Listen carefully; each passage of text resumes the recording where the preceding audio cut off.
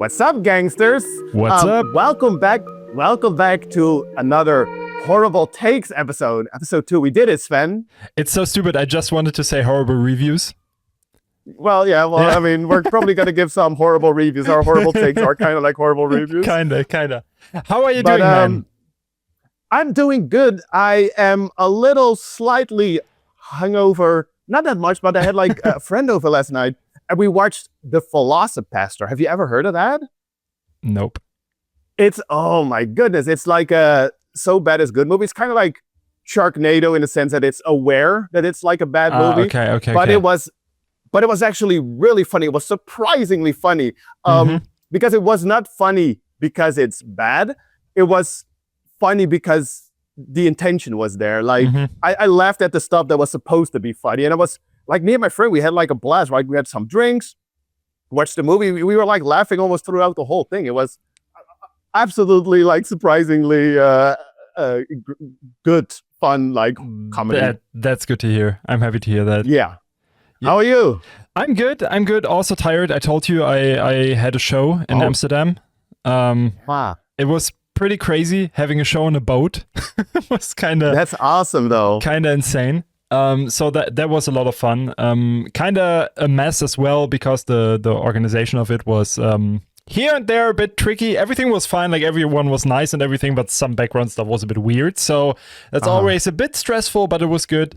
But we drove there for 3.5 hours. Then I played the show. We had to stay on the boat for 4 hours, and then we drove back. So we had no hotel. Oh shit! So we arrived at home again at like 6:30 in the morning, and then we went to bed. So my schedule is a bit messed up right now. But you found some time for the fans of the podcast. Maybe people seem to like the first episode. Didn't see too many hate comments. No, it looked good. Like some people also told me under your video that they want to hear more about me, which is really exciting. Wow, that's very exciting. Yeah, I'm happy about that for real, because you never know, right? Like if there is someone new joining a channel that everyone knows and everyone is kind of used to and everything, new stuff is always a bit hit or miss. Yeah, right? So I'm kind of happy that's how this works out. Oh, and that might even work out, especially for today's episode, because we have like a few things planned to talk about. Yes. And first of all, the first part is probably going to be a little solo session for you, because do you want to just walk through our program for today? So first of all, I want to tell you my experience of the Fantasy Film Fest, because I went there for the first time. It was already a month ago, I think, that I told you that I'm going there. But since we just record monthly, there is like some topics that will definitely pile up, I think. Exactly. And then after that, I would suggest that we talk about the Night Train to Terror, a little movie from 85 that you suggested. We should give a little context, because we figured it's October. Makes sense. It might be Halloween today. Are we going to upload this on Halloween? I would try to. Maybe we can. Yeah, that's like in a week or so. Yeah, you have to hustle a bit for that, I guess. I'll make it work, because then otherwise, like a few days before Halloween, still like anything during October is like, yeah, that's Halloween. But even if you upload it like early November, it's kind of like, yeah, we missed it, because we figured, it's kind of like it's a Halloween episode, so we wanted to do like, maybe we can think of a clickbaity title for the podcast, like, are there still good Halloween movies out there? And we found like, one to talk about, which is the latest VHS installment, VHS Halloween. Yes. I mean, one thing we have to put aside, I guess, is that there is, of course, these movies everyone talked about, like Trick or Treat and stuff. Yeah, exactly. They are amazing. It's an incredible little. It's also kind of a short movie collection. Yeah, it's also like an anthology for sure. Yeah, right. Haven't seen it in forever. True. And then we just decided, okay, let's go for VHS. And then you had the idea to just tie in another obscure thing to kind of make the podcast what it is finally, or what it wants to be. Yeah, exactly. And because we were like, what other Halloween themed movie can we do? And we couldn't really think of anything. And then we were like, well, if a VHS Halloween is like an anthology movie, let's just throw in another anthology movie, and let's make it something semi-obscure, at least at the very least interesting to talk about, because I think it very much is. It is obscure. It is. Yeah. It is. But it's good stuff. So yeah, I think so. We have your festival experience, Night Train to Terror, and VHS Halloween, and I think that'll make for a good little episode. I think so. I hope we don't run in the 2-hour mark at the end, but no. I have a timer running here. I'm gonna keep. I'll be like the director. Yeah, I think the big topic will be VHS. I'm pretty sure about that. Yeah, I'm also gonna plan it like that. So we'll talk a little bit about the festival. We can run through a Night Train to Terror. Okay, so let's waste no time. So Fantasy Film Fest. Let's go. So first of all, for the viewers and listeners, Fantasy Film Fest is a film fest in Germany that runs, I think it's 5 days or something. And they are showing in several theaters in Germany. I think it's Hamburg, Cologne, Berlin, and 2 more or something. They just show a pretty cool lineup of weird experimental horror, trash, whatever you can imagine, movies that are not released yet, which is the cool thing. So the movies are not out, and some of them, like I know some movies from the Fantasy Film Fest 2 years ago are still not released because they don't find distributors and stuff. So you actually are able to see stuff that might not see the light of day really soon, which is pretty sick in my opinion. Yeah. And actually, I wanted to go there for a while already, but I never made it because of shows, because of other stuff piling up. And sometimes I just want some time at home as well. And driving to Cologne every time, it's 2-hour drive, blah, blah, blah for this. It's kind of annoying. But this time it was funny because a YouTuber, his name is Joseph Boll. Joseph the Change Man is his YouTube name. It's a German YouTuber, so nothing you can watch, unfortunately. Yeah, because his videos are in German. Yeah. And he makes like kind of like just self-experiments, like, oh, what does it to my body if I eat only vegan for a year and stuff like that. And that's his content, kind of. Okay. But he's also a director. He's a horror movie director, which is pretty cool. And he said in a video, I'm showing my first short film, which has a German title. Wo du warst, bin ich allein is the German title. Wo du warst, bin ich allein. Exactly. So it translates to where you were, I am alone, or something like that. And he said, before this one movie, the actual like main movie of that day, what was the name again? What did I tell you? Her Will Be Done. Her Will Be Done. Yeah. Yeah, exactly. We were cracking our brain over like that by the title, yes. And then I realized, oh shit, it's religious stuff. Her will be done. Yeah, it's like it makes sense, but to not natively English-speaking people, it was weird at the beginning. Yeah. Nonetheless, he said, in front of this film, so if you buy a ticket for this film, my short film will be shown before that. So we decided, okay, fuck it. We're just going to grab a ticket. We don't know what the main movie is about. We just go there. We watch the short film, maybe talk to the YouTuber at the end, because for me, it's also cool to talk to directors, because it would be sick to have my music involved in movies, blah, blah, blah, etc. So it's also kind of a marketing idea, of course, and makes sense. And the guy was pretty nice. So we talked to him at the end to just take that away. We talked to the YouTuber. He's a really nice guy, really down to earth, really cool. He wants some of my music. He wants to listen to it, which is really good. So it paid off. I'm excited for that. I just have to get my ass up to finally send him some stuff that makes sense. But to get the movies aside real quick, the short movie was amazing. It was really experimental. It was mainly just about a woman that was trapped in her house, pretty much in her flat. It was just like a 1-room apartment. And she tries to stand up because she wakes up at night. And then the movie shows, okay, her legs are not working anymore. So she's kind of falling out of the bed and has to just crawl through the room. Mm-hmm. And then it just entirely gets like Lynchian, weird ass, just weird light happening, weird sound stuff, and she's trying to get out of the room and opens the door and is in some kind of crawl space, and it's kind of seamless transition. So she goes out of the house into this crawl space, and then there's like a tall figure behind her, and no jump scare and stuff, just really crazy tension, completely surreal. And after those, I think 11 minutes or something, you're sitting there like, huh? Nice. But in the best way possible, right? Like it was just this weird, surreal roller coaster ride, and it made sense. It looked amazing. Like it looked amazing visually, audio. It was just really, really well done. You can think about it a lot. I think it's just a really nice little thing. And after that, Okay. yeah, nothing too special, but pretty crazy to see that. Especially, Yeah, of course. I think German cinema most of the time is kind of laughed at. I think because it's most of the time not the best.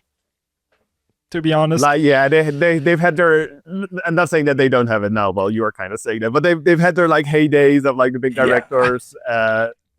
And there's some people that went to Hollywood, and then honestly, I think like if German directors go to Hollywood, it does not feel like a German movie anymore. But okay, yeah, exactly. Maybe it's also like German acting is most of the time pretty bad, and maybe that makes a German movie. I don't know. Okay, yeah, exactly. So they should not move to Hollywood where they have like competent actors. Yeah, and then after that, we watched the main movie, Her Will Be Done. And to be completely honest, I don't want to talk about it much now because I think that's a movie we should talk about when it's out. Yeah, exactly. Yeah, but you did kind of like tell me already that you were very pleasantly surprised by it. Yeah.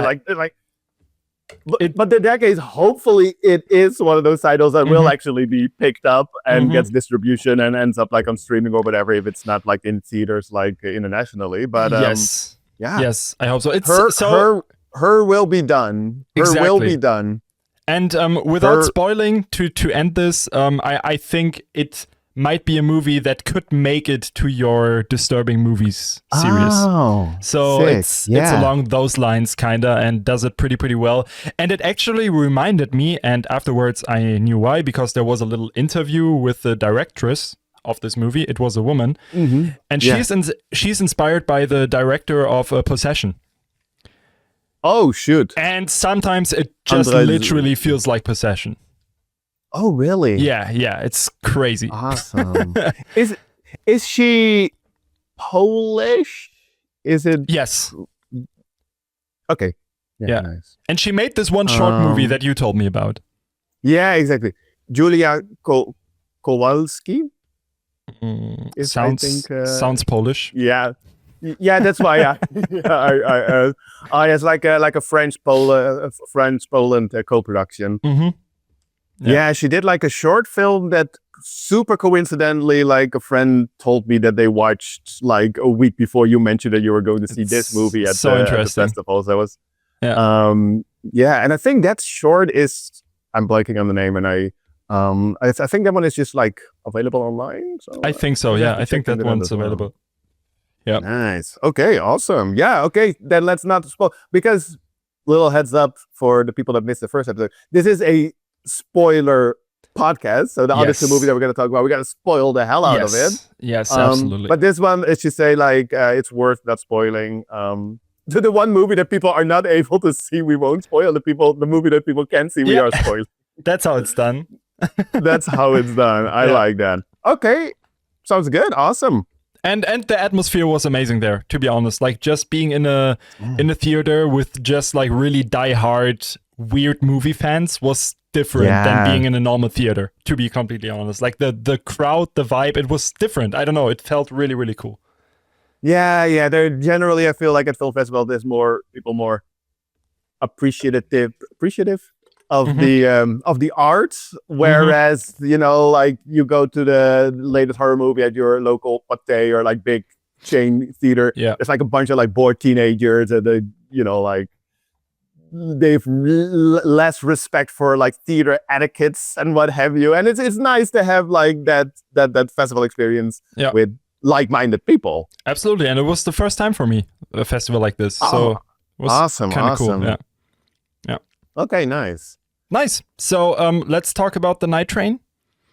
Yes. Okay. Well, this is a doozy. I'm glad that I don't know your thoughts about this one or VHS Halloween. Maybe I could give a short little introduction to Night Train to Terror and why I picked it. So wait, I have a little tab because I need a little extra information because I don't know everything. Oh, you're so prepared again. Crazy. I have 2 Chrome windows with different tabs. So hey, Yeah, and I'm the guy just sitting here and being like, yeah, whatever, we will just talk. And you're just so prepared. I feel bad right now, honestly. Like, yeah, let's not mention that 5 minutes before we started recording, you had to clean up your recording room a little bit. shh. So, Night Train to Terror. I wanted to pick another anthology movie besides VHS Halloween. Anthology movies, I think, are fun, can be fun, because if you have a movie, a regular movie, and you don't care for it, you're like, fuck, I have to watch 90 minutes of this.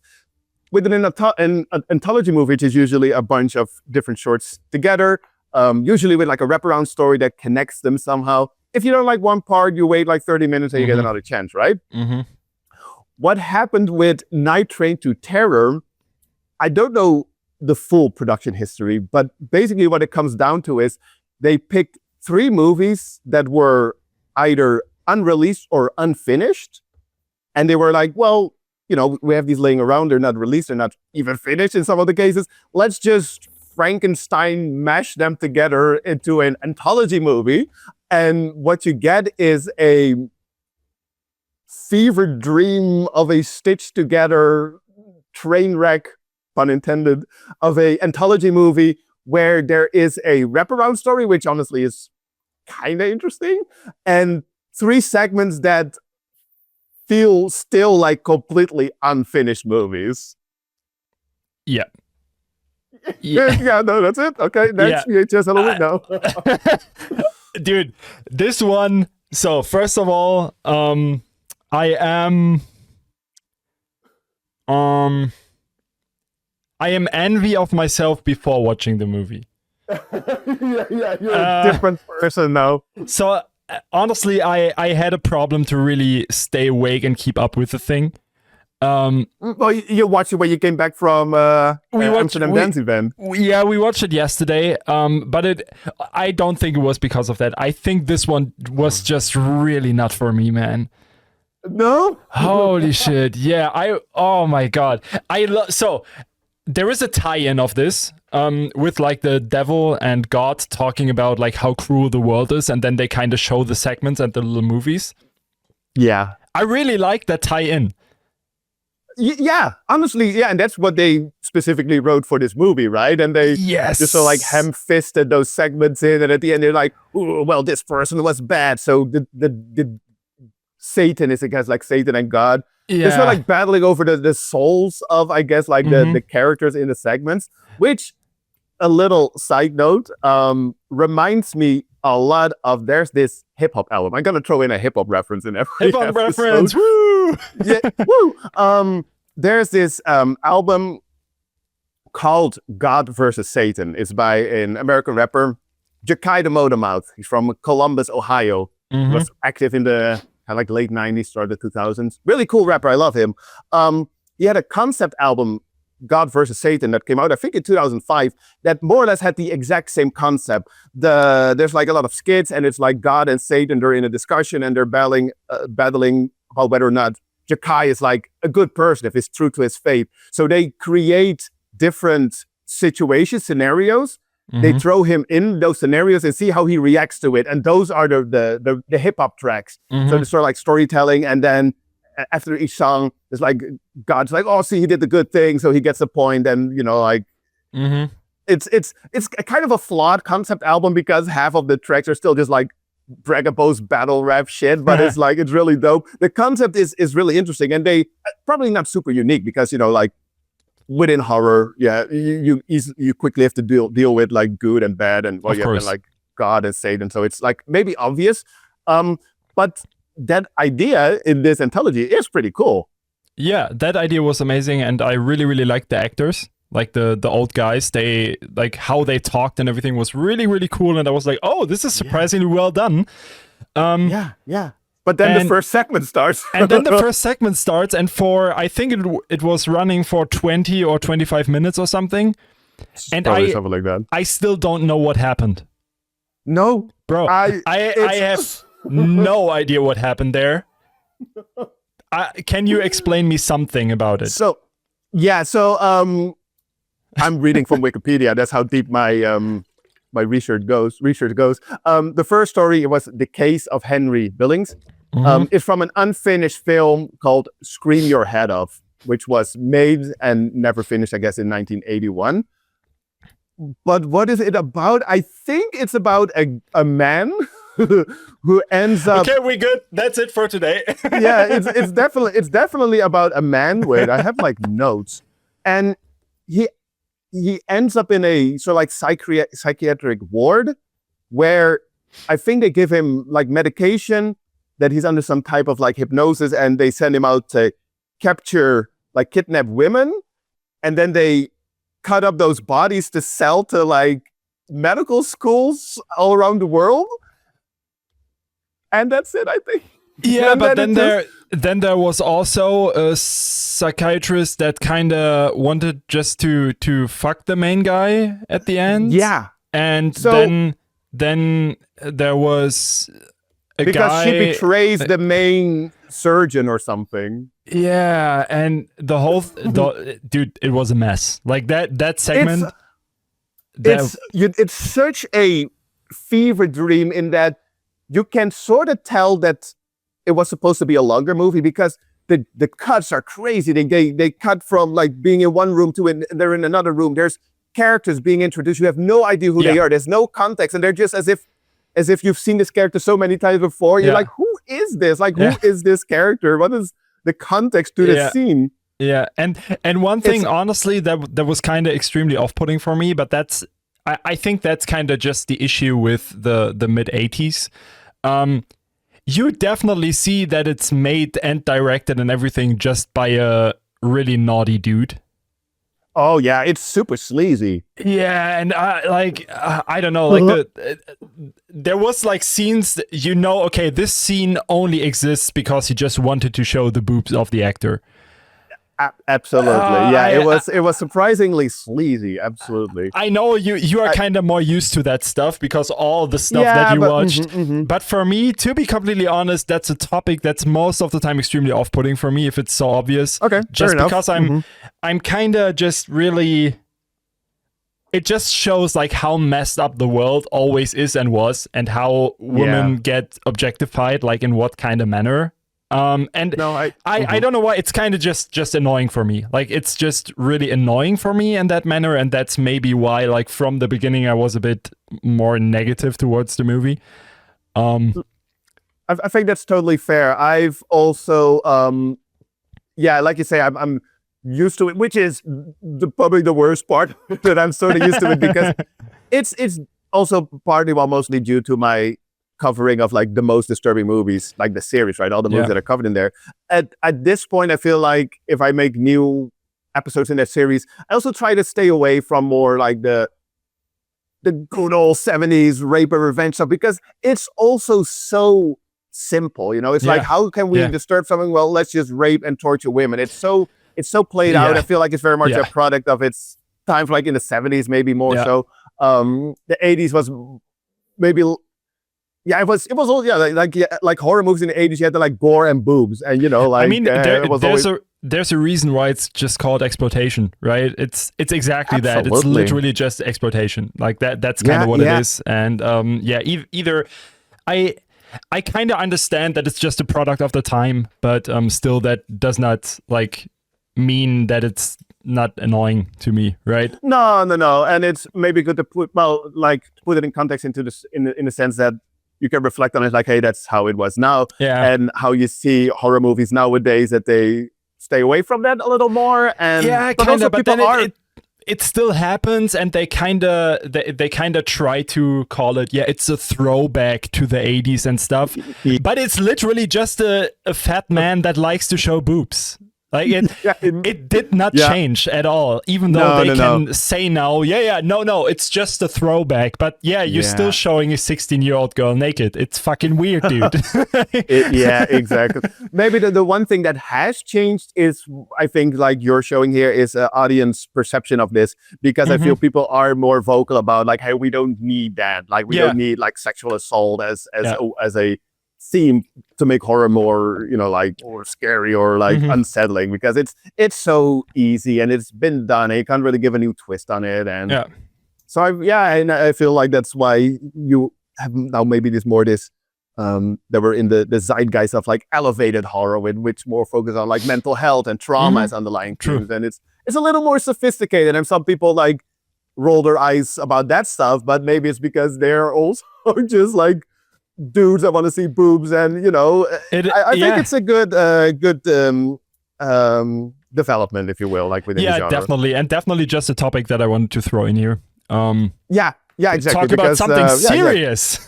It's crazy. Well, how did we get here? Let's go back to the second segment of Nitrated Terror. Yeah, first of all, between those episodes, there is also a little musical segment, and that was my highlight of the whole thing.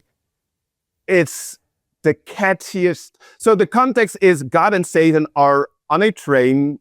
I guess the titular Night Train the Terror. I think so. And for some reason, there's also an 80s punk, like rock pop band.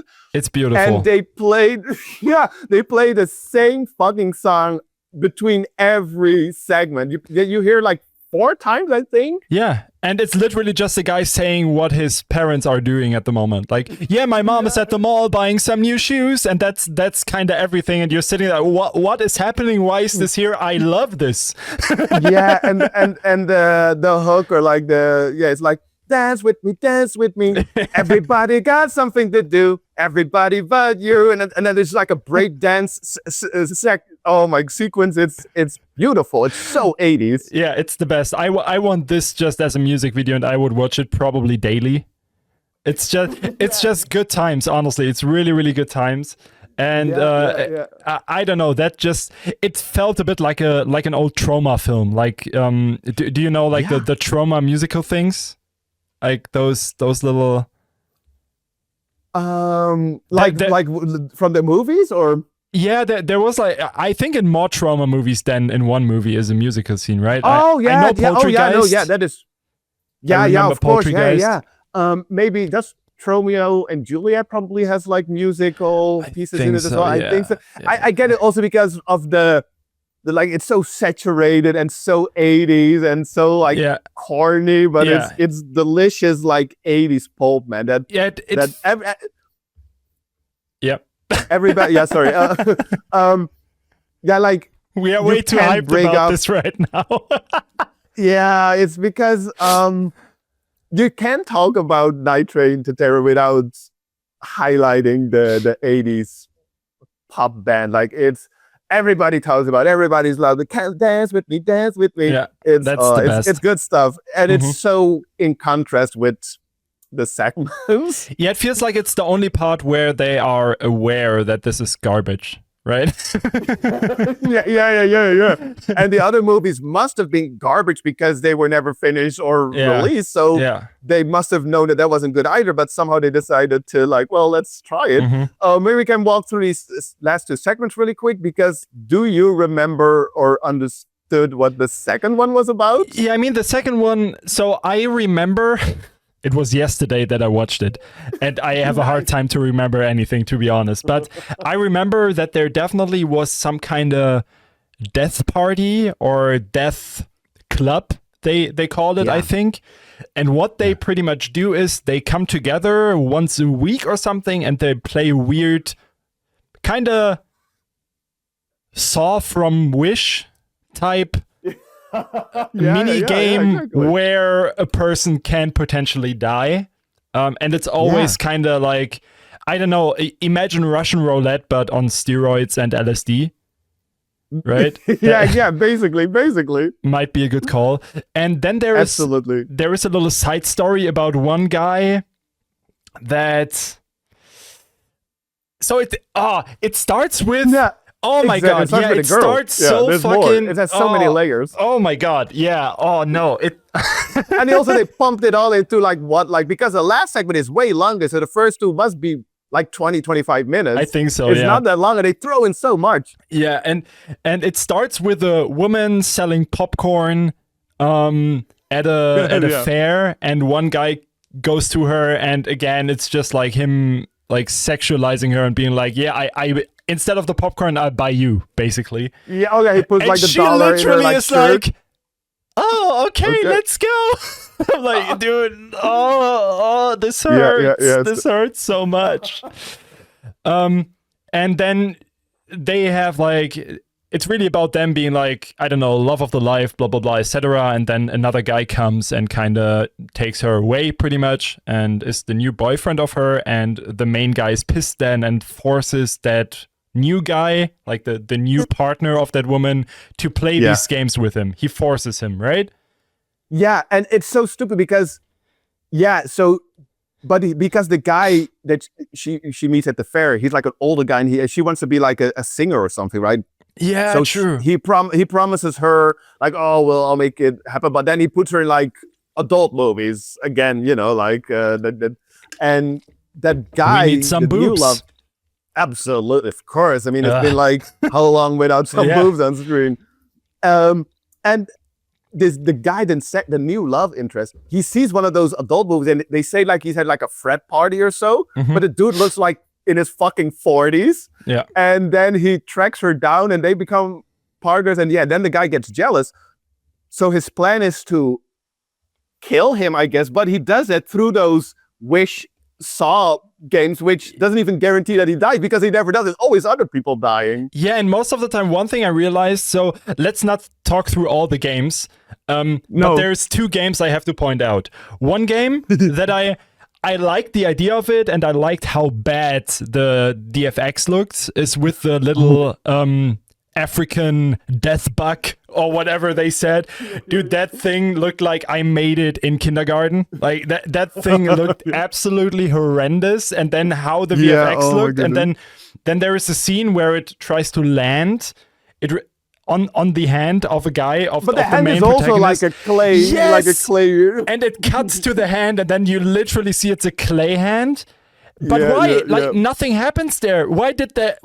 How? What was the idea behind that? because it is like stop motion, and I do kind of like it's charming. Those but it's not good, but it's charming. But that's the thing you can love about, right? Like that's the thing that is actually enjoyable there.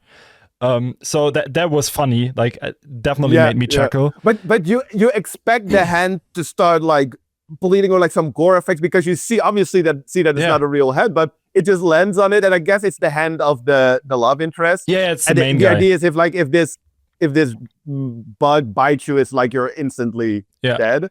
Yeah. Oh, and then it leaves, it flies out the window, and it kills like some random kid or something.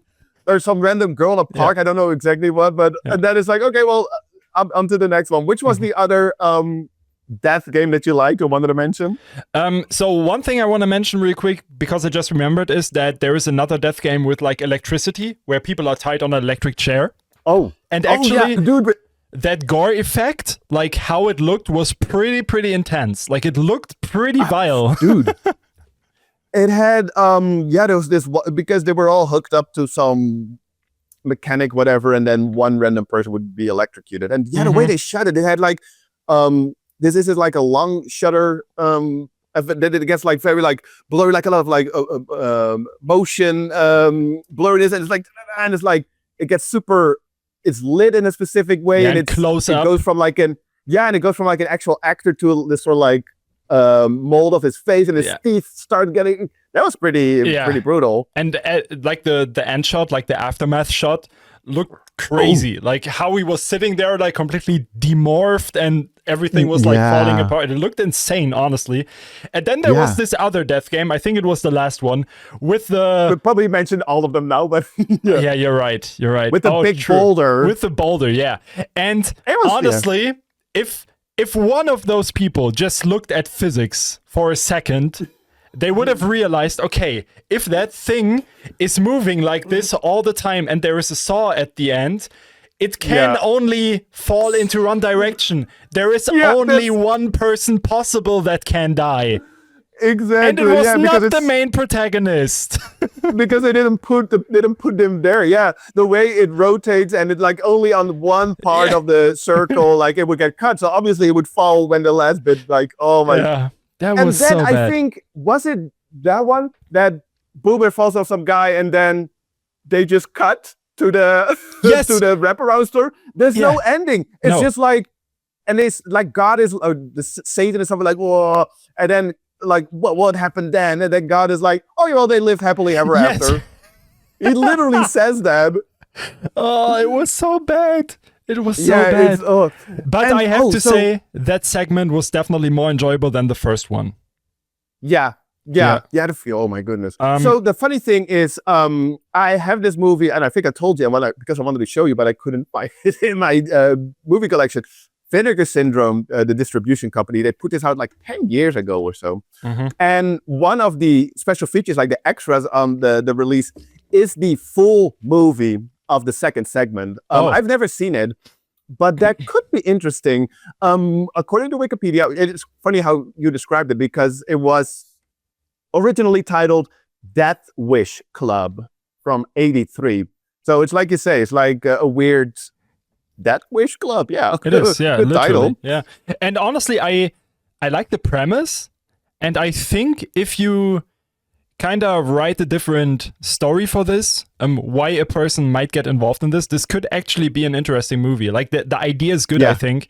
Yeah. But it's just falling apart by pretty much everything else. Yeah, but that's also with why I do enjoy this movie a lot, because I kind of like these like weird fever dream experiences. Mhm. The fact that they had like probably like 80 to 90 minutes of footage, and they try to compress it into say like 20, 30 minutes. Yeah. It's kind of like a guessing game of what the original intention was, especially by the first one. There's probably enough stuff happens for a feature-like movie, but them trying to condense it into 20 minutes, like Yeah. they go at lightning speed through the story, and it's probably by the second one is probably what you see is kind of what you would get in the longer version. Probably. So it is Yeah. probably but it's the Death Club part of it is, yeah, you would want to like learn more about it. Like, who are these people? Why are they? Why would you be part of it? Like, of the rush of Mhm. like having like a near-death experience. Like, it's interesting. It is. And now I have to make a confession. You did like the movie. I did not watch the third part. Oh shit. Okay. I'm so sorry, man. Honestly, yeah, I that's felt bad, fine. but I was not able to get through it, to be honest. And I mean, Did you start it?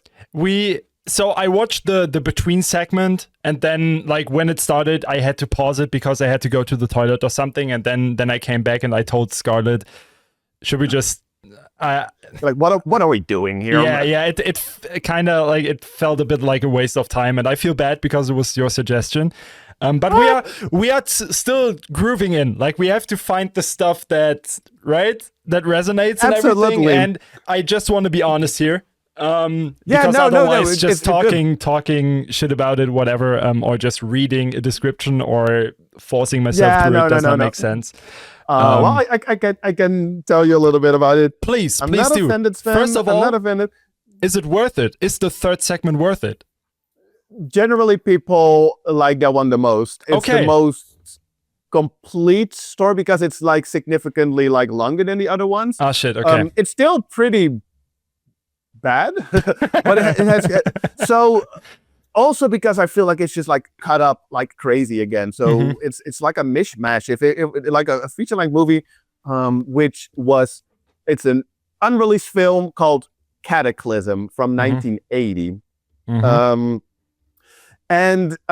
So before I go into that, yeah, we'll find our way with the podcast because 100%. I think the interesting thing is that we do not align with everything. No, and obviously. that's good about it. People were not happy with your take on weapons in the first episode, but hey, that's the name of the game. Horrible things. Exactly. Yeah. And I like that. And Yeah. To the audience, I also told Sven, like, don't tell me what you think about VHS Halloween. Don't tell me what you think about Night Train to Terror, because I want to be like, in the moment, if we agree, that's cool. But if not, I want to be, I'm gonna like give more gas, like give back more gas. If I don't agree, I'll try to convince you.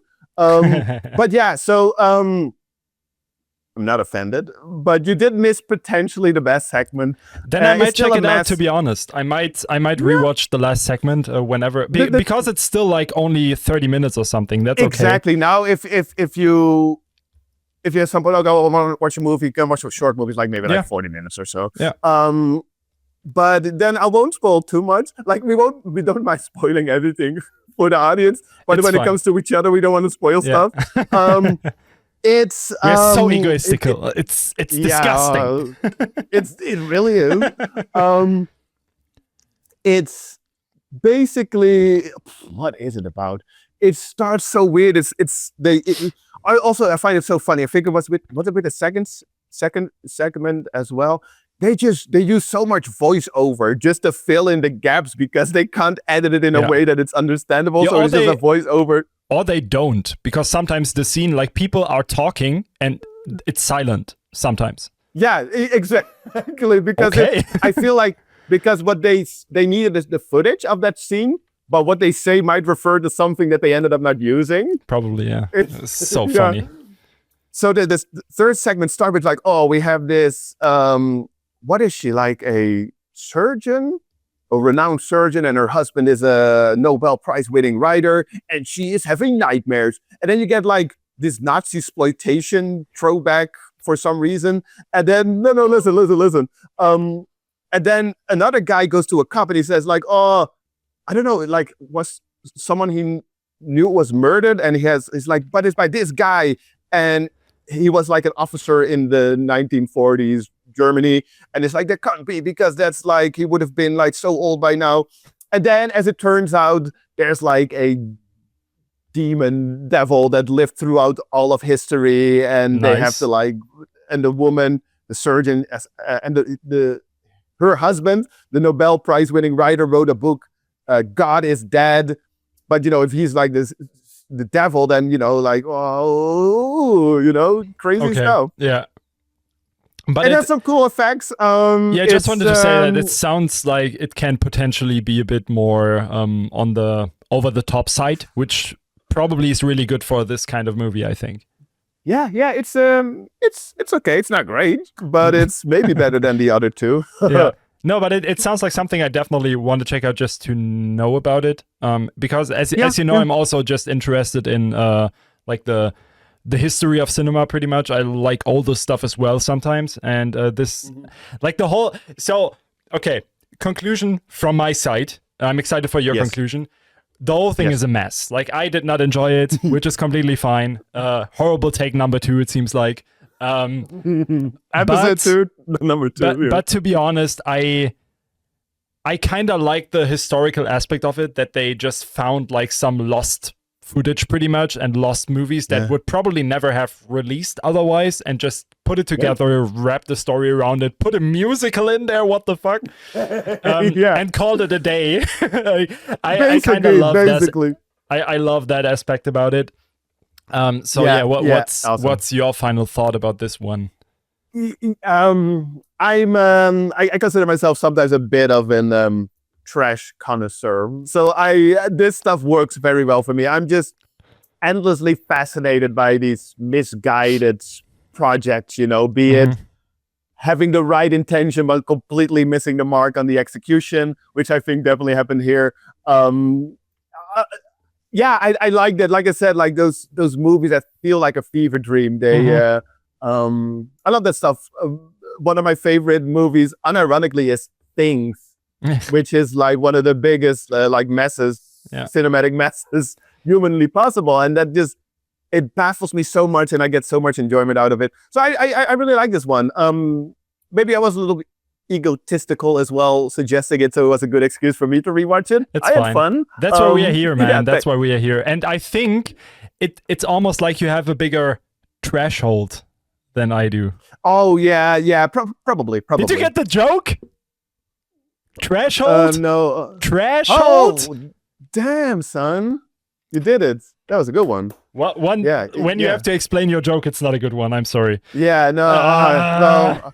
What if I cut out the part where I don't get it? I'm like, whoa, damn, son. Oh my God, what a joke. Yeah. That was honestly a good one. Nice. Yeah. Okay, cool.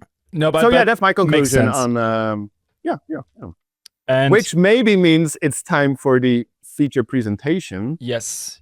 And I mean, we are 45 minutes in already, so we might be a bit overtime after this one, but that's okay. Yeah. But if we talk, so how did we get to 45 minutes? But it's okay. We just like talking, I think. Yeah.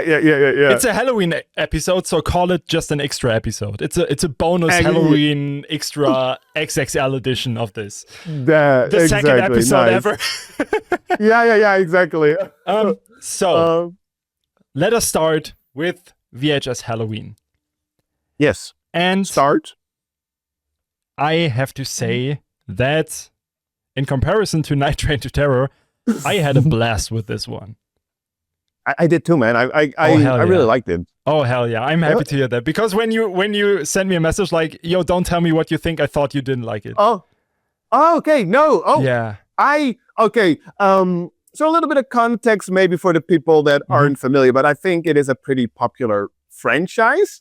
It is. I think it was 2012 or so that the first VHS movie came out, and people were excited about it because it was kind of a cool mixture of anthology and found footage, because they're always found footage, right? Yes. It's almost like these. Okay, it's always about like found tapes, pretty much.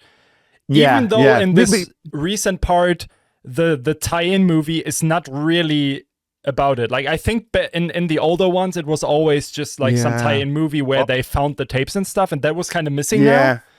Yeah, exactly. They kind of lost the original foundation, I guess, of the franchise, and now it's just like a loose collection of found footage style movies. And I guess I stopped watching them after the third one because I thought VHS viral, because I thought it was so bad. I don't remember it at all. I just remember being like, oh, this is...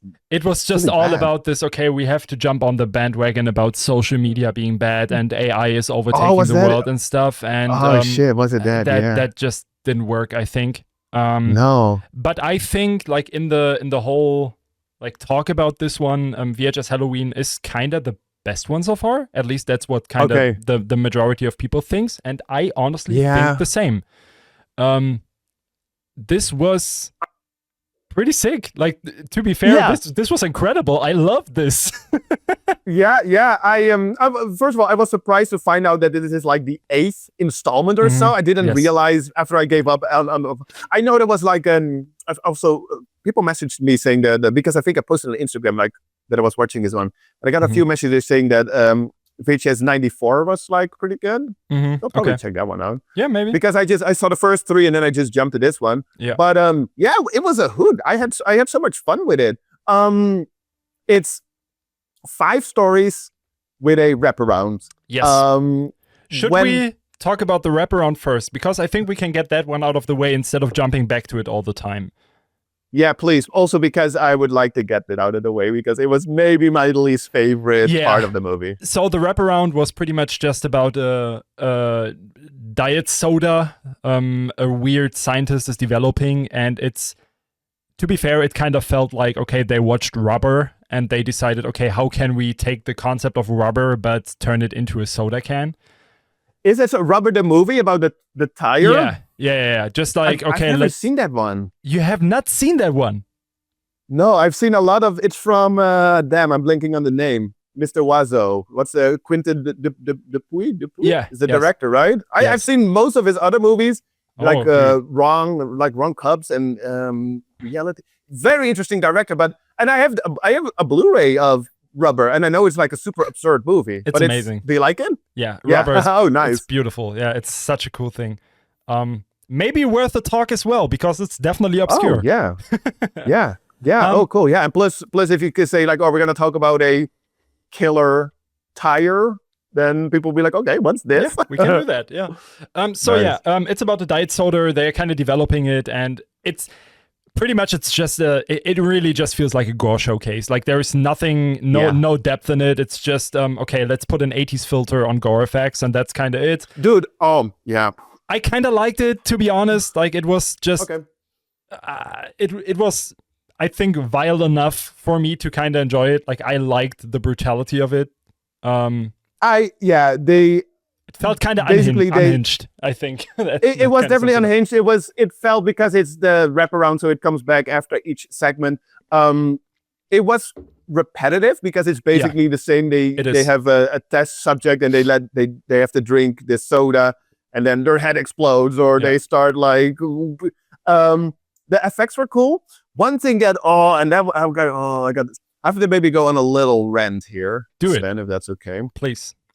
So when it comes to found footage movies, right? It's a bit of a it's a subgenre, obviously, because if you make a found footage movie, you as a filmmaker, I guess you make the conscious decision to present the movie in a way that it's, obviously, it's not real, but it's the idea is that it's sort of like a heightened reality. It's like this footage is found, and so I get a little extra critical and nitpicky when it comes to found footage movies. That I'm like, okay, convince me that this is real. And then there are so many things that I get annoyed by that take me out of it, and it's little things like what you say.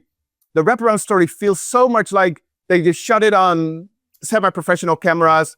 They went to like Envato market and bought like a cheap VHS template, threw it over the footage. I'm like, dude, that at least shoot it on a crappy camera, like have the balls to do that.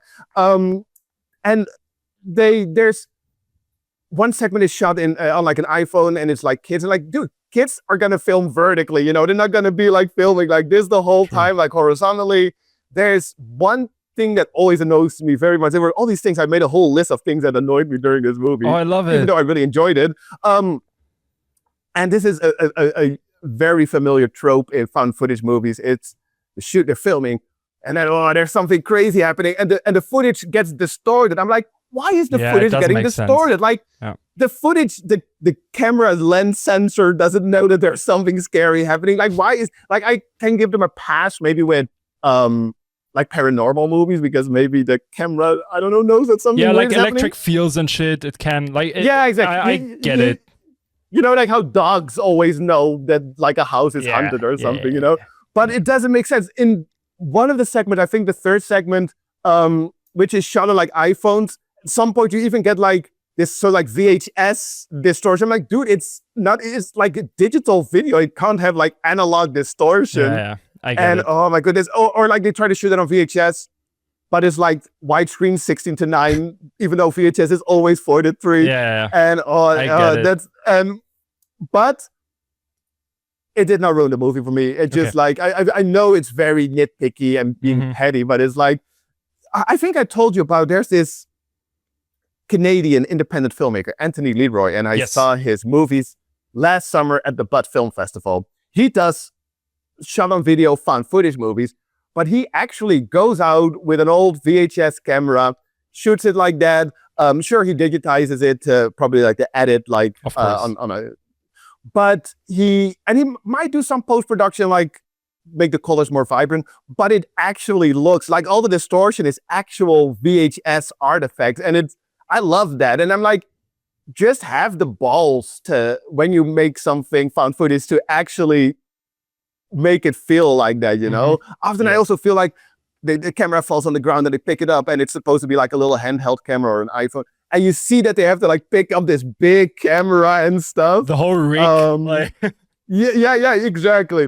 Yeah. But sorry, I went on a no, it's good. It's good. There, like that, it's important to talk about that. Because it sounds very negative, but it's just I don't necessarily love or hate found footage. To me, it's any other horror movie. There's like really good ones. There's really bad ones. This one I thought was really fun, but it's just like those things. Plus, the last thing I'm going to say about it is sometimes I feel like a specific movie didn't even really need to be within the found footage styles. Like, why is this found footage? Why not? There's like some movies that they have to use security camera and Ring camera phone, like doorbell footage and CCTV footage from a store, and like, dude, just tell the whole story. And they're like, why don't you just shoot it as a normal movie then? Make a movie. That's just make a movie out of it instead of like a mediocre found footage that is not really impressive there. No, I get that 100%. Yeah. There is one found footage movie to that I would actually I will come to that at the end. That's a topic for the end because I have an idea. Don't forget. So yeah, let's get the diet soda thing. I think it was called Diet Phantasma or something. Oh yeah, I actually prepared. Diet Phantasma. Because I Let's try go. to look into nice. Like the different filmmakers. Because it's funny if you go back to say the original VHS. Some people that worked on that, like Ty West, he went on to make like the Pearl and Axe and Maxi movies. Yeah. There's Adam Wingard. He ended up making these big like Godzilla movies. Like there's some pretty interesting filmmakers that work on these movies. The guy that did the wraparounds, Brian Ferguson. I think he's mostly like a music video short film filmmaker. I did not really know like anything he did. It looks like that. So honestly. that makes sense. Yeah. Exactly. I think this is also the only like feature movie he worked on. Makes sense. But yeah, after that first tie-in section, we actually start with the first short film in there.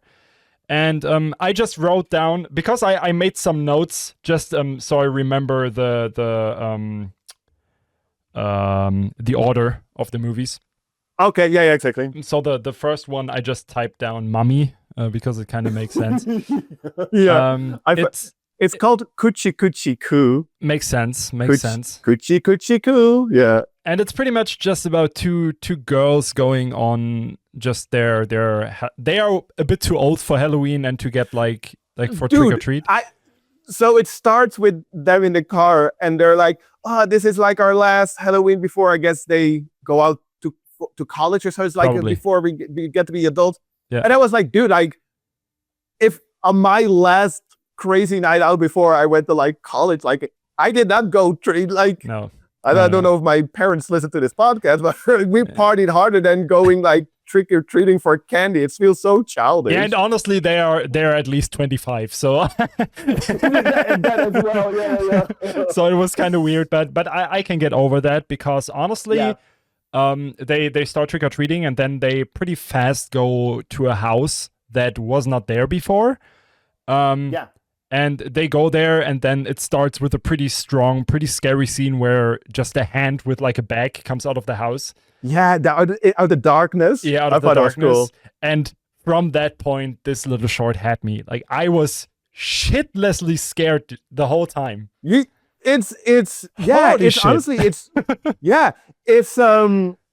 It's kind of like a classic found footage in a scary haunted house. Concept is nothing new. It feels like a dark ride on a fair, kind of. They go into that house, and then dude, I love the production and set design of the house. It was so good, and pretty much they just walk through the house and stuff happens. So there is there is kind of there is a story in the background that they talked about as well about like a mother and my camera is not focusing. Yeah, sometimes it goes like whatever. We have to get over that. So the about a mother that I think lost their children and she's looking for new children on trick or treat. It's like it's sort of like a local folklore of the town or something, right? And I mean, pretty fast, this mother is in the house. Like that's kind of the topic. And then they just run through the house and get followed by this mother and some of their kids, and everything looks absolutely disturbing and disgusting, and the tension is pretty heavy and aggressive, and the whole thing really scared me. I love this.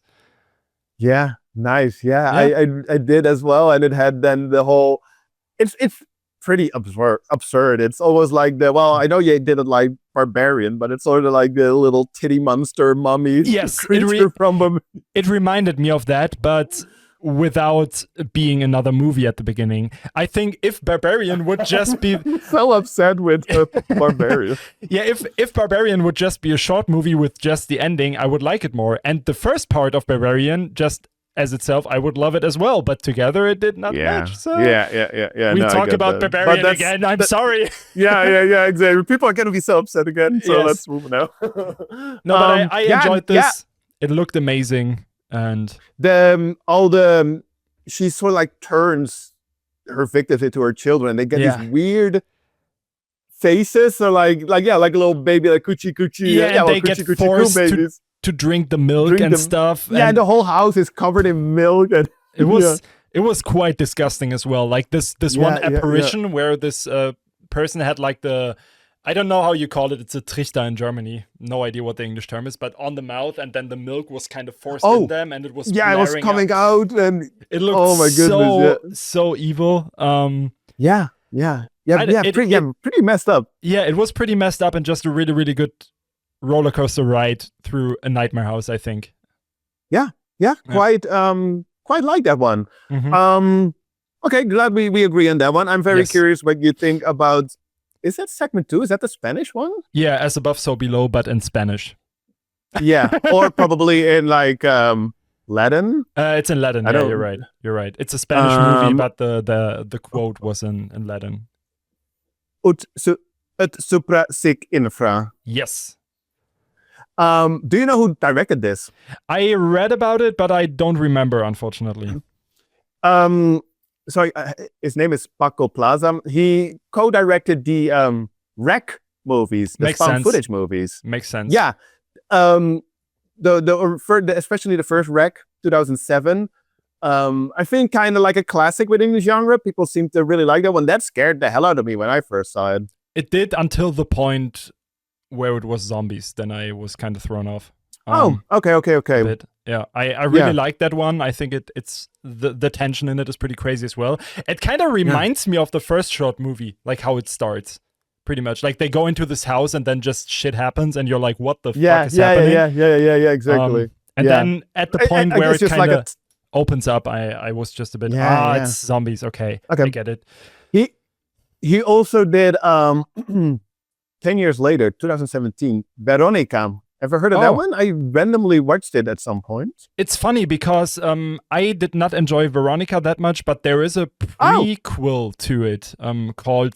really? Yeah, it's called Sister Death, and that one is incredible.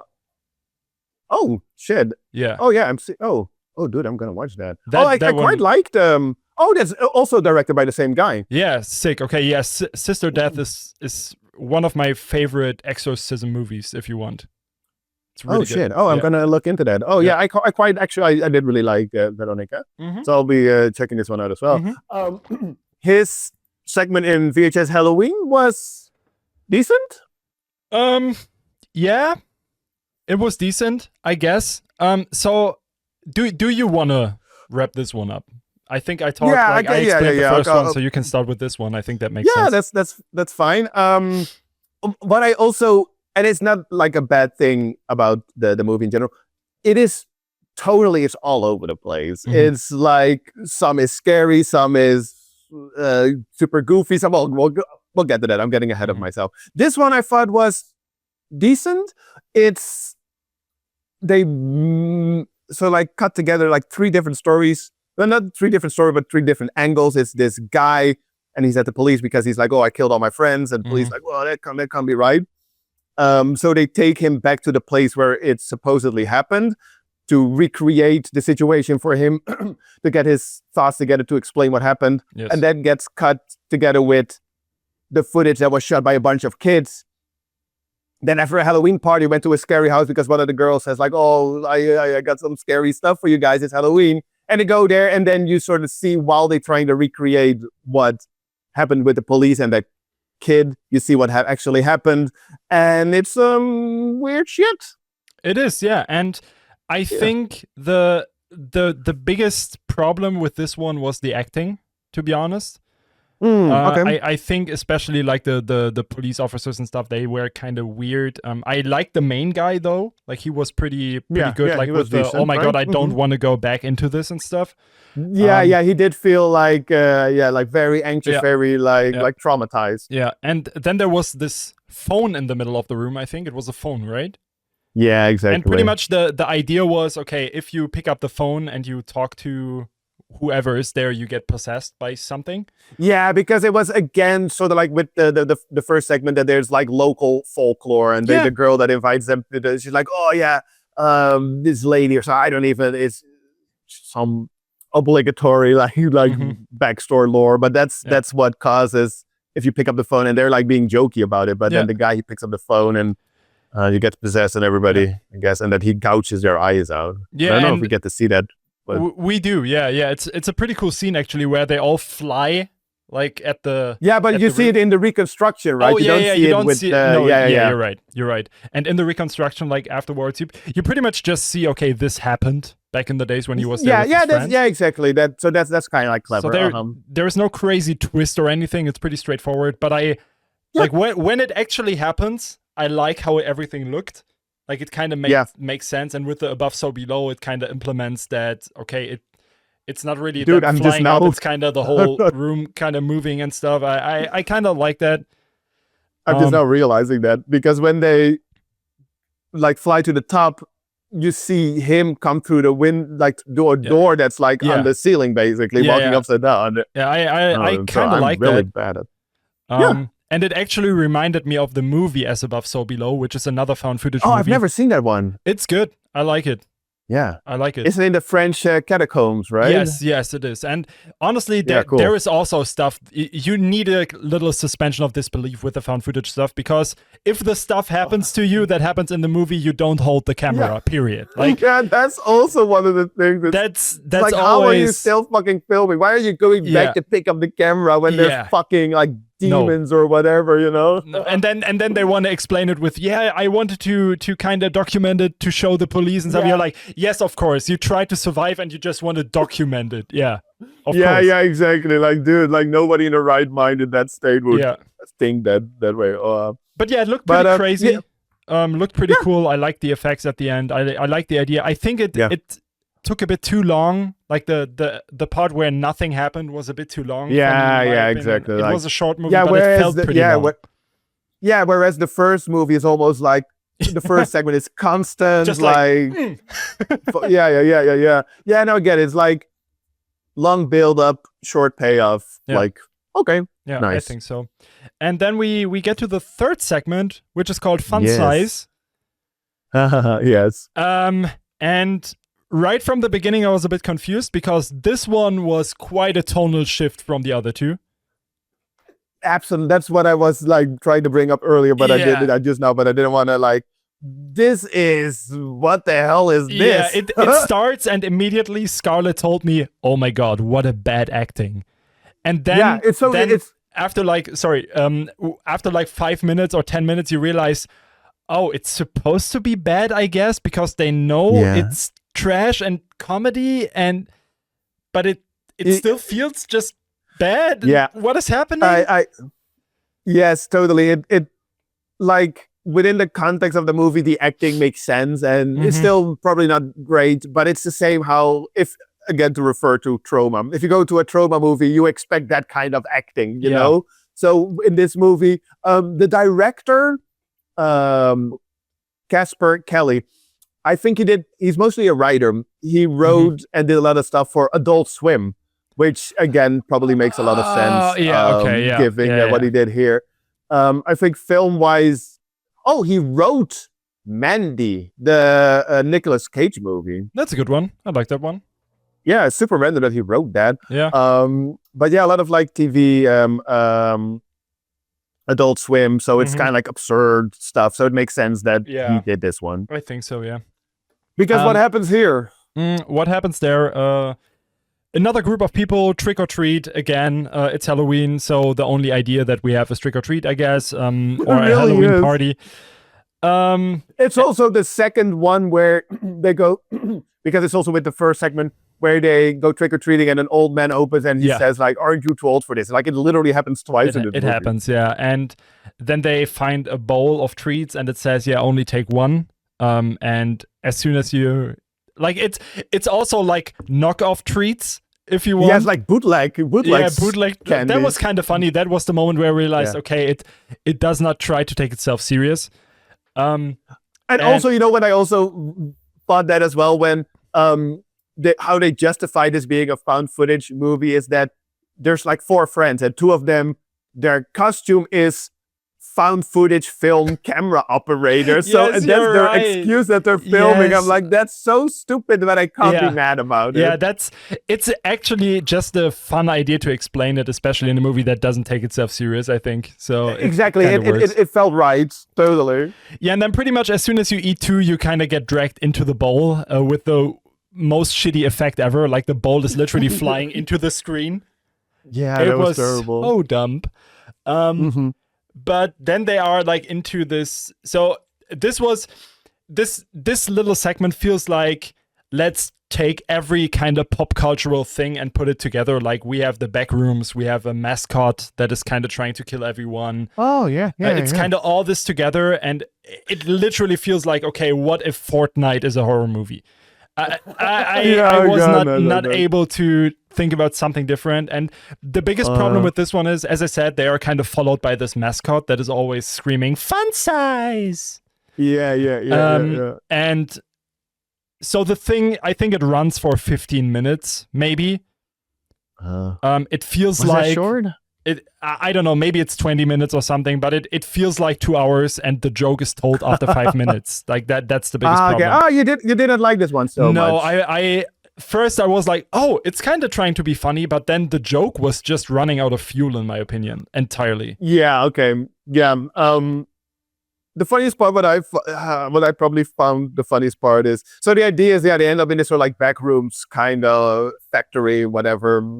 And they turn humans' body parts into the candies, I guess. Yeah. So one of the guys ends up on this conveyor belt, and it goes through this machine where they get chopped up and turned into candy. And that would be so, and it was kind of like gory, and I love the gore effects. But like, it's so brutal, but how the other 3 friends reacted to it was so like, she was like, oh, that's my ball. Are those his balls? That's his penis. Are they turning it into candy? It's like so silly and stupid, and that make me laugh a lot. Yeah, I think that was the first time they showed it, and that was actually like, that made me chuckle as well. But then they did the exact same joke like 5 times, and I was like, Yeah. And then they even, at the end, when it finished, you get another family, like a mother with her children, and they go to the same candy bowl. I'm like, yeah, no, we get it. And then the kid's like, oh, I picked 2 candies, and then the ball would again. It's like, yeah, we didn't need that. We get that, we saw that already. Yeah, but you enjoyed this one a bit more than I did, I think. Yeah, I had a lot of fun with it. It was the moment that I realized, like, oh, okay, they're really gonna go anywhere with this movie, which was very much confirmed by the 4th segment, because that was totally complete 180. Holy shit. That one was evil. Yeah, dude. Like we were talking about it earlier, even now, and people that, well, if they watch it on my channel, they know that I watch a lot of like disturbing movies. Maybe it was because my expectations were like shifted completely different direction. Yeah. I was like, dude, I did not even like it because it was so fucking disturbing. It was heavy. Yeah, that one was really heavy. It took me by surprise. I have to say, I think that one was my favorite segment with the first one. Okay. Just because I was like, it literally slapped me in the face, this one. I did not expect that at all. And Jesus. Yeah, it was. Do you want to, who did the last one? Did I do that? Or I think I did the last one, so you go ahead now. Okay. Oh yeah. Yeah. So it's like it's the early 90s. We're in a small town, and we start in this electronics shop. Yes. And it takes a little while before you understand, because they're like video recording, interviewing these kids. And as it turns out, I don't know if it's just that's the last few weeks, a lot of kids are going missing. So I guess what they're trying to tell you is that they're making footage of these kids, so that if they go missing, they have like more recent footage, or photos of these kids. So they go like, have you seen these kids? It's kind of documenting all the children in the town to make sure, if someone is missing, we can just show the footage and have like more evidence, I think. Because it is Halloween and it's time to trick or treat. Of course, people go around. And, but then they minimalize the trick or treating very much. It's just like a little like cops handing out candy, and but then at some point you go. The guy runs this electronic shop, and at some point he goes to the back. He's like, "Oh, this is like, she works here, and this guy does the editing, and there's this guy, blah blah blah." And then, as it turns out, the guy that works at the back of the shop, he kidnaps all those kids Yes. and films them while he tortures them. And it's not just like teenagers, like little kids. Yeah, and they're like, he's filming them while he's like threatening them. They're like crying and they're like super upset. And it's like, I'm like, holy shit, this is kind of fucked up. Yeah, it is. It's in a manner and in a like ruthlessness, if that's a word. Yeah. That no, totally. I think I have not seen it like this yet. Like Yeah, that and stuff was heavy. Like even the scenes where he's just like making fun with the children and they cry, like it felt real. I don't know. It was so messed up. I don't know. It felt authentic. Yeah, the acting of the scared kids was pretty and then unsettling. The editing of it was really like dark web found footage type stuff. And I got a little upset. In a way that just felt pretty convincing, I think. Yeah, they it took me a little bit out of the movie that it almost felt like the quality of the video kept switching, because when it was like physically hurting them, it got like super grainy and VHS, and then the in-betweens it was like pretty sharp, like way too sharp for a VHS. I get but it. there was me nitpicking again. No, but they should have then just maybe keep that segment like August Underground style, like very dirty VHS. That would be even another level then. Like going 100% that route would have been insane, I guess. Because in a way that it's kind of like a cheat code to make it kind of masks if the effects aren't super good, because the quality is not good enough that you can't see that. But it went there, but a very, very light version of that.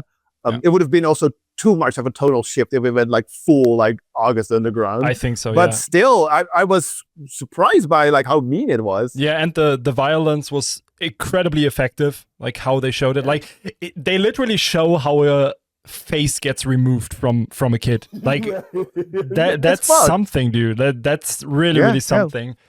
And was I think especially especially the fact that all the victims were like kids, and that got to me. And I mean, to be completely honest, I think the biggest problem is that it felt like, okay, this could actually happen, like technically. In small town somewhere, you would hear it on the news. Tough. It's definitely tough. And I mean, the end. You want to say something? Oh yeah, probably the same as you. That like even in the end, they slap you in the face one more time. It's so nihilistic. The ending is so evil. exactly.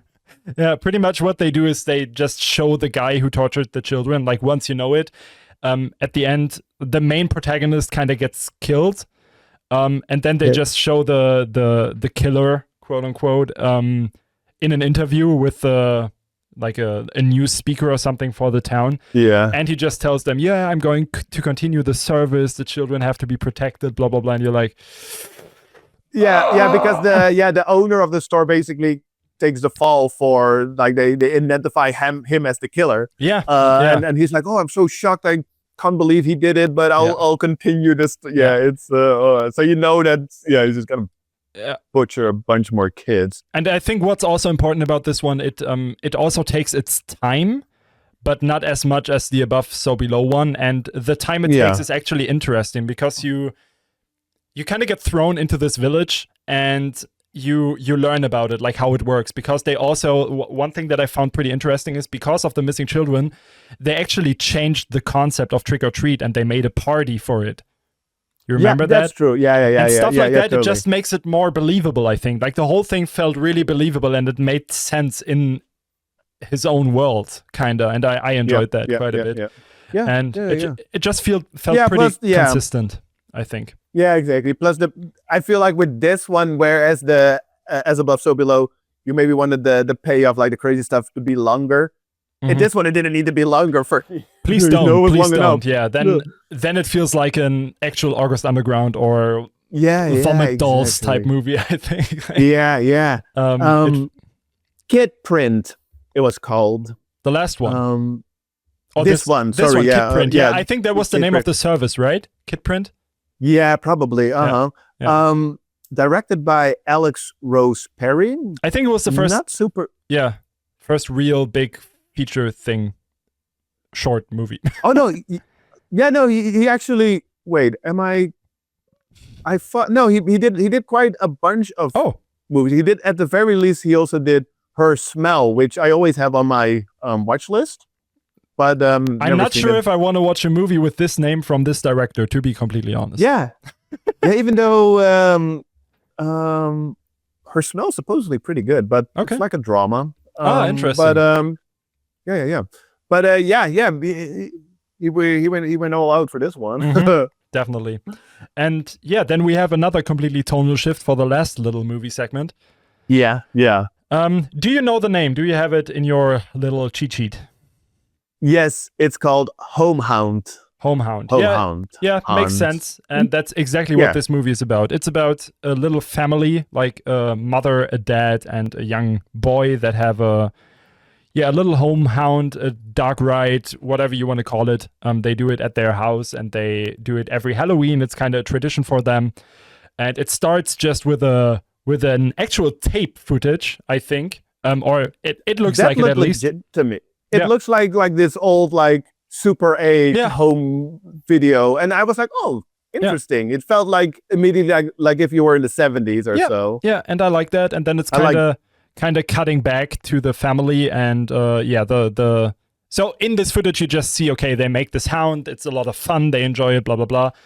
And the son is actually playing like an Igor type Frankenstein buckle guy. And then it switches to now time, which is not now time, but the now time of the movie. You know what I mean? Like the present of the movie where the movie is playing. That was complicated. I'm just traveling in time right now.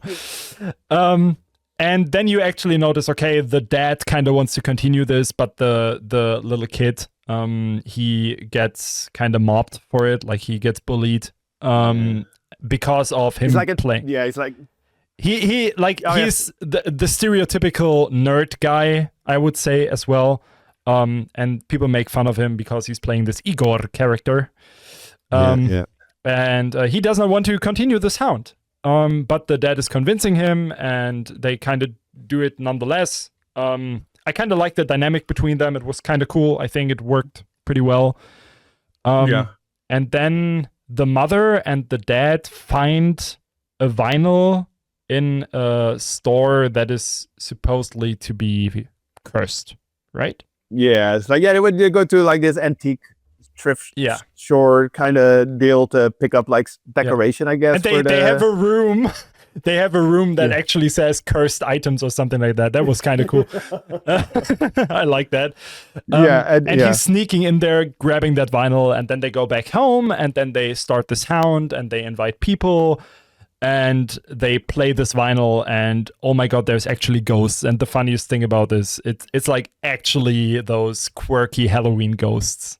It totally turns into like a Boo haunted house, like best of it, ghosts and zombies and witches and monsters. And I really liked it because it turned into like a sort of like throwback horror, but throwback not as in like, oh, we need boobs and this and that throwback that we talked about earlier. Exactly, but like with monsters and cool gore effects. It was pretty gory. I really enjoyed, and it was not super mean spirit. It was fun. It was really lighthearted. Yeah, it was really lighthearted. Kind of lovable. I don't know. It was a really good roundup at the end. It kind of it leaves you with a good feeling, because I think if they would have ended after the episode before this, I would be like, holy shit, yeah. And after this one, I was like, oh, it's Halloween, right? Yeah, exactly. That's maybe even the best way to. It felt very Halloween-y with all the monsters and stuff. Perfect ending. So they invite like all the people from the town, and they're like in the line waiting to go in. There's this one neighbor, I guess, and he's very like skeptical, right? It's all shit. Yeah. Do you know who that is? That actor? No. Was it should I know? Maybe because he's more of a behind-the-scenes guy. It's Rick Baker, and he's like his legendary special effects makeup artist. The name rings a bell, yeah. Yeah, I think he even worked on like the original Star Wars, and he has so much work under his belt. He's like, I think he won an Academy Award for his work on Tim Burton's Ed Wood, the biopic of Ed Wood. He did like the makeup effects for. I'm blanking on his name. The actor that played Bela Lugosi, and obviously Johnny Depp to turn him into like Ed Wood. So it was funny that he was kind of like, oh, it looks fake, it's all shit, and he's like this legendary special effects makeup artist. That's amazing. It was fun, and one of the witches escapes and grabs the camera on her broom. Yes, that was so good. Yeah, it was just a fun time. It really feels like they just had ideas to make funny stuff with some really classic horror tropes.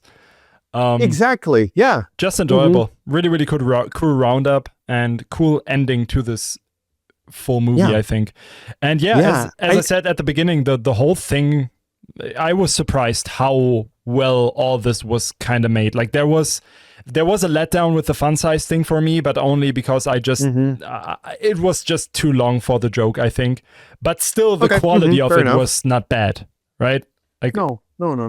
So the whole thing. I mean, they went as far to have like dick-shaped candies, where if you bite into it, you get like this jizzy stuff coming out. So it was eye for detail. Yeah, it was a good detail. Yeah, for sure. And I'm pretty sure, I don't even remember that after that they might have wrapped up the Diet Phantasma segment, but I don't remember. I don't remember that. The tie-in one was probably the weakest part. I think so. Yeah, that's for sure. And but overall, I did not dislike any. I really didn't dislike anything. Like I loved some more than others, but I thought they were all like decent. Yeah. I was so pleasantly surprised by it. Like I really had like a lot of fun with it. Yeah, absolutely. And it reminded me of me watching the first VHS for the first time, because I enjoyed that one a lot too. Because it was the first of its series, of course. It was something new, something fresh. And this again felt fresh, I think. It felt really fresh in his own world.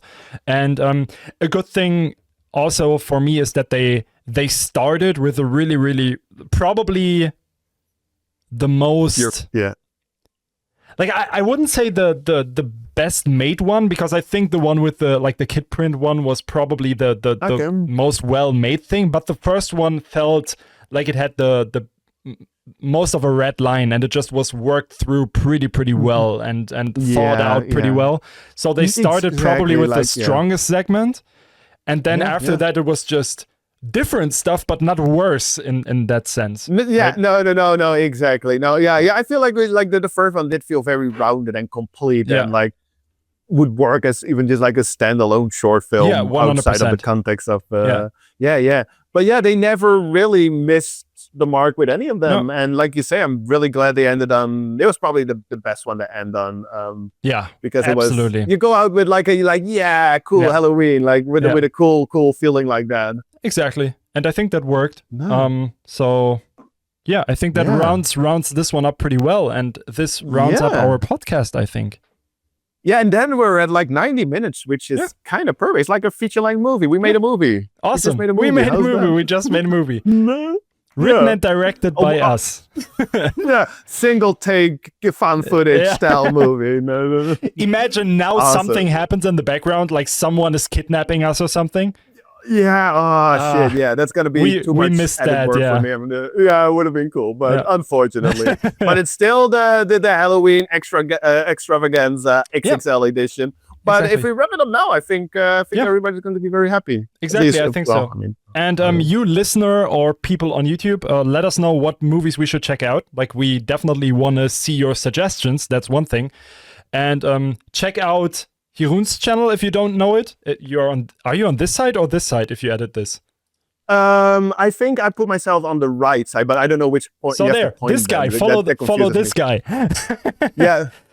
I think you're probably in my video. You point because your video is mirrored. Whatever. People will know what I'm talking about. And feel free to check the socials of myself as well. That would be nice. Definitely. Yeah, you should. I'm already excited for the next episode. And for the next episode, I have an idea. Do you want to share it with the public or in private? We can do it now. So my idea would be, we can think about it, of course, but maybe for the next episode, we talked about it in the last one, and I think it would be interesting to have it once. Let us suggest for the other person, of course, the scariest movie for us, the scariest one we know. Oh, did we talk? I don't even remember that we talked about this, but that's a cool idea. Yeah, we talked about scary movies in the last one for a bit, like just a little bit. Yeah. And I thought about, we can do something out of this, I think, because we hate jump scares. Yeah. And yeah, the jump scare. And I think if we suggest a scary movie to the other person, it could be a movie that we actually enjoy, even though it's a cool scary idea. one. And I know that you will not suggest a Conjuring movie or something. No. so I'll be. I think that might be interesting. Yeah, that's a cool idea. Awesome. Let's workshop that, but maybe we'll just end up doing that. I think it's cool. Maybe. And if we have another idea, you will hear it in the next podcast, I think. Yeah, maybe it'll be something completely different. Yeah. Also, we are on patreon.com/horrible takes. It's not really anything yet, but it's like you can probably, I think that right now it's just like free, just like you can follow. Yeah, there is a supporter tier, so if you just want to support us with $1 or something, you can do that. Just if you like this stuff, if you like the content, and as soon as it kind of grows, and if we see that it's interesting for people, we might do some polls there, some behind the scenes stuff. Who knows? We are still shaping it. It's just exactly. I feel like the first episode was like a tryout. This is maybe the first official, immediately an extravagant. I can't say the word extravaganza. Whatever. I'm a little tired. Let's wrap it up. All right, man. Thank you everyone for listening. And yeah, let's call it an end, I guess. That's a great wrap up. Yeah. Okay. See you guys See you next bye-bye. time. Bye bye.